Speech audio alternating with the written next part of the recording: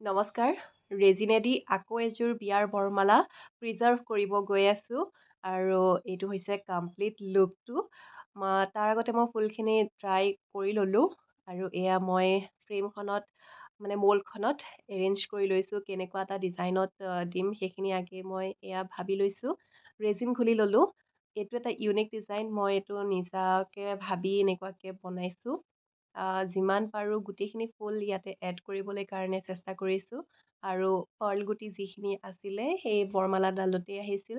সেইখিনি মই এনেকুৱাকে তলত যিখিনি ওলমি থাকে সেইখিনি দুইটা ছাইডত দি দিছোঁ। গোটাকে ফুল কেইটামানো ওপৰত দি দিছোঁ আৰু যিখিনি পাহ হিচাপে সৰি পৰিছিল ফুলখিনি শুকোৱাৰ পাছত সেইখিনি তলত দি দিছোঁ গোটেইখিনি আৰু জিপচি ফ্লাৱাৰ্চো আছিল সেয়াও দি দিছোঁ।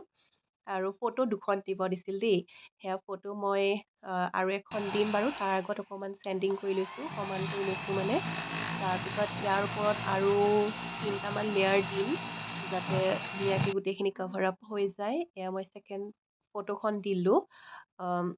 নামটো মই ইয়াতে দিছিলোঁ, লগতে ইয়াতে মিৰৰ পিচ এয়া মই এক্সট্ৰাকৈ এড কৰিছোঁ অলপ এনহেঞ্চ কৰিবলৈ কাৰণে, ফ্ৰেমটোৰ বিউটিটো যাতে অলপমান এনহেঞ্চ হওক সেইবাবে দিছিলোঁ। তাৰপিছত এয়া দেখিছে মই নামটো আকৌ বেলেগ ষ্টিকাৰ চেঞ্জ কৰি দিলোঁ। এয়া ফিনাইল ষ্টিকাৰ লগাই দিলোঁ। আগৰখিনি প্ৰিণ্টেড আছিল, সেইটো মোৰ অলপ ভাল নালাগিল, সেইকাৰণে চেঞ্জ কৰি দিলোঁ। আৰু এয়া মই ফাইনেল কোটিং দি দিলোঁ। ছাইডত বাউণ্ডেৰী দি গল্ডেন কালাৰেদি মই বাউণ্ডেৰী দি দিলোঁ আৰু এইটো হৈছে কমপ্লিট লুকটো। কেনেকুৱা লাগিছে বাৰু ফুলখিনি এয়া চাব পাৰিছে, গোটেইখিনি মই দি দিছোঁ যিমান আছিল আৰু পাৰ্ল যিমান আছিল সেই গোটেইখিনি ইয়াতে দিবলৈ কাৰণে চেষ্টা কৰিছোঁ। বাগৰাকীয়ে কৈছিলে বা আৰু দাদা দুইজনে আহিছিলে, হাজবেণ্ড ৱাইফ। গোটেইখিনি ফুল এড হোৱাকে সোমোৱাকে দিব দিছিল আৰু এইটো 12 ইঞ্চৰ ফ্ৰেম হয় এইখন আৰু গোটেইখিনি ফুল মই ইয়াতে দি দিছোঁ।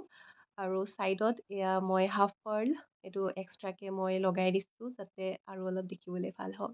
এইটো হৈছে কমপ্লিট লুকটো।